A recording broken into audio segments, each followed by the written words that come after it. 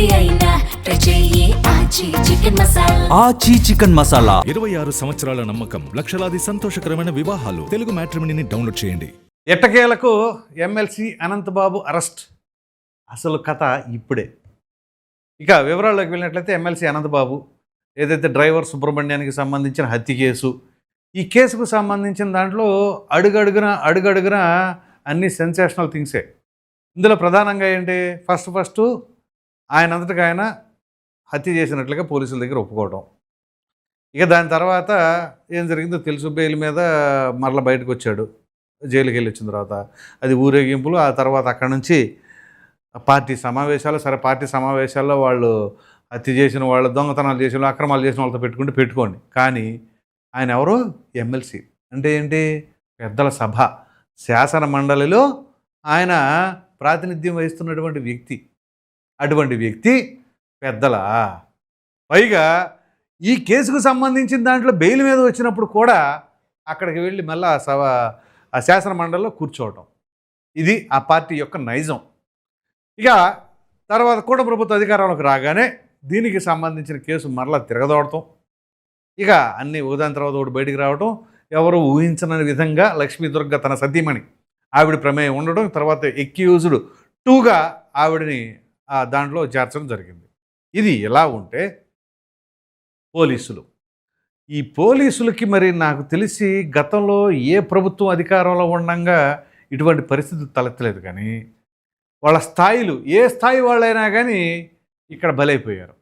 ఒక IPS cadre దగ్గర నుంచి ఇన్స్పెక్టర్ స్థాయి, కానిస్టేబుల్ స్థాయి, ఇలా ప్రతి కేటగిరీలో కూడా ఆ పార్టీ నాయకులకి అనగా దానికంటే కూడా ఆ పార్టీలో ఉన్నటువంటి అక్రమదారులు, అన్యాయాలు, హత్యలు, ఆరోపణలు ఎదుర్కొంటున్న ప్రతి ఒక్కరికి కూడా మరి వాళ్ళకి ముడుపులు చేరినయో మరి ఏమిటో అభిమానం తెలియదు. కానీ వాళ్ళ కెరీర్ని పణంగా పెట్టేసి వీళ్ళకి సహాయాలు చేస్తున్నారు.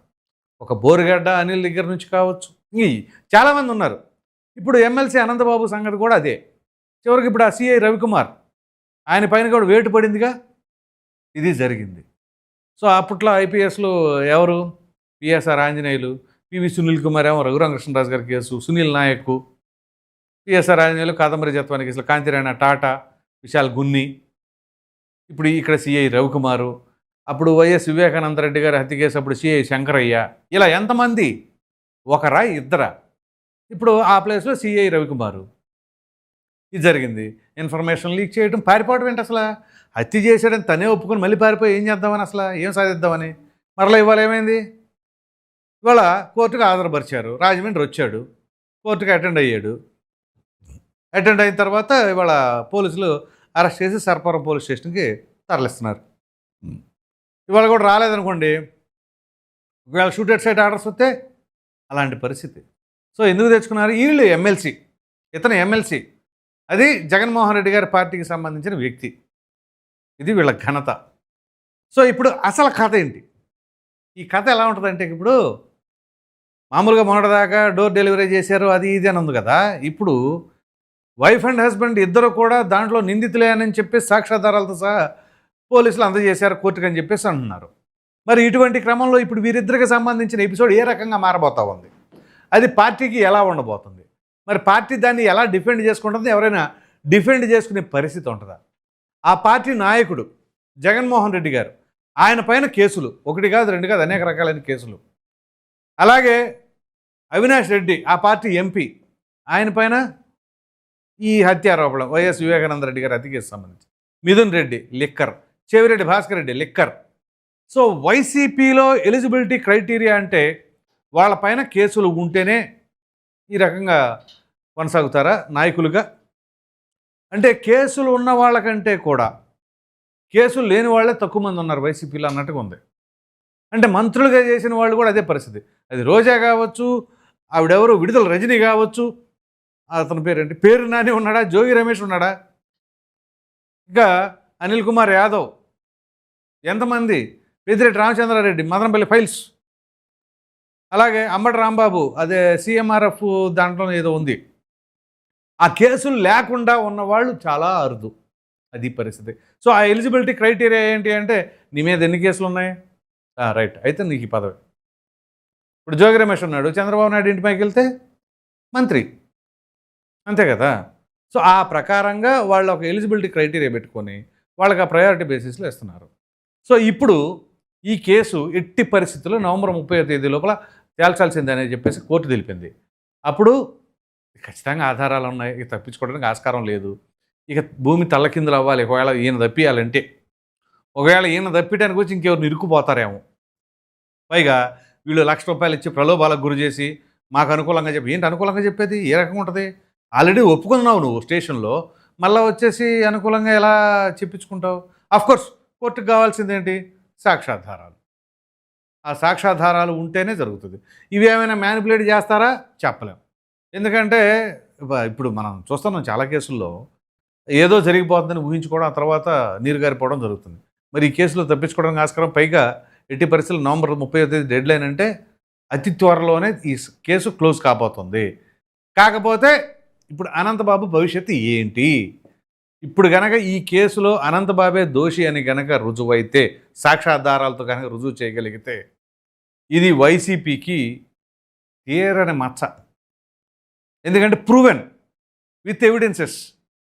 సో ఇక అది హంతకుల పార్టీ అని మామూలుగానే ఈ హత్యలకు సంబంధించిన ఎపిసోడ్లు ఉన్నాయి కాబట్టి ఈ పార్టీకి సంబంధించిన నాయకులకి చాలా దగ్గరగా. ఇటువంటి తరుణంలో ఇక ఎలా ఉంటుంది అనేది మీరే కామెంట్లో చెప్పండి. సో ఆ రకమైన పరిస్థితి. కాబట్టి ఇక్కడ మొత్తం మీద చూసుకుంటే ఆవిడ లక్ష్మీ దుర్గా కావచ్చు, ఈ డ్రైవర్ సుబ్రహ్మణ్యం కావచ్చు. అయితే ఈ కేసుకు సంబంధించి స్పెషల్ లాయర్గా ఎవరైతే ముప్పాళ్ళ సుబ్బారావు గారు బ్రహ్మాండంగా వాదిస్తున్నారని చెప్పాలి. ఆయన నాకు పరిచయం డైరెక్ట్గాను, కాకపోతే చాలా డిబేట్లకు కూడా వస్తూ ఉంటారు. ఆయన చాలా బాగా ఈ కేసుకు సంబంధించిన దాంట్లో ఎక్కడా కూడా అడుగడుగున ఏ అవకాశం వాళ్ళకి ఇవ్వకుండా ప్రమాణంగా పవన్ మానిటర్ చేస్తున్నారు. కాకపోతే పోలీసుల అలసత్వం మాత్రం క్లియర్ కట్గా కనబడుతూ ఉంది. సో మరి ఆ పోలీసుల పైన కొరడా చూపించవలసిన బాధ్యత కూడా మరి సదరు పై అధికారులది, అలాగే ఆ శాఖకు సంబంధించిన మంత్రి గారిది, అలాగే రాష్ట్ర ప్రభుత్వానిది. కాబట్టి ఇక్కడ ఈ ఎమ్మెల్సీ అనంతబాబు ఇక పాచికలు పారతానికైతే స్కోప్ లేదు. ఇక్కడ కులాలు, పార్టీలు, ప్రాంతాలు కాదు చూడాల్సింది. నేరం చేశాడా, చేయలేదా? నేరం చేస్తే శిక్షించబడాల్సిందే, అది పక్కా.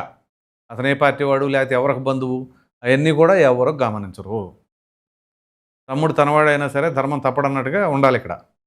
కాబట్టి ఇక్కడ అనంతబాబు ఇక పొలిటికల్ కెరీర్ అనేది ఇక తీసేయచ్చు, ముందే తీసాం ఈ కేసుకు సంబంధించింది వచ్చినప్పుడే. ఇక బయటకు ఉండటం కూడా కష్టమే. ఇక లోపలే 7 వర్షాలు లెక్క పెడతా ఉండాల్సిందే. అది ఏ జైలుకి తరలిస్తారో తెలియదు అనే తరహాలో ఉంది. ఇక అది మరి అది లక్ష్మీ దుర్గా దాకా వస్తుందా, ఇంకా దీని వెనకాల ఎవరున్నారు? ఎందుకంటే అక్కడ ఒక ప్రక్కన బాధితులు మామూలుగా కాదు, వాళ్ళు భయపడిపోయి అల్లాడిపోతున్నారు. ఏం చేస్తారు? ఆల్రెడీ మర్డర్ కేసు, మీరు ఈ ప్రలోభాలు అంటే మీరు డబ్బులు తీసుకోకపోతే మిమ్మల్ని కూడా వేసేస్తాం అనే బెదిరింపులు కూడా జరుగుతూ ఉన్నాయంటే ఇక ఏ రకంగా ఉందో పరిస్థితి అర్థం చేసుకోండి. పైగా ఇంకా నయం, ప్రభుత్వం వాళ్ళది కాదు, ప్రభుత్వం వాళ్ళదైతే ఇంకేంటి పరిస్థితి?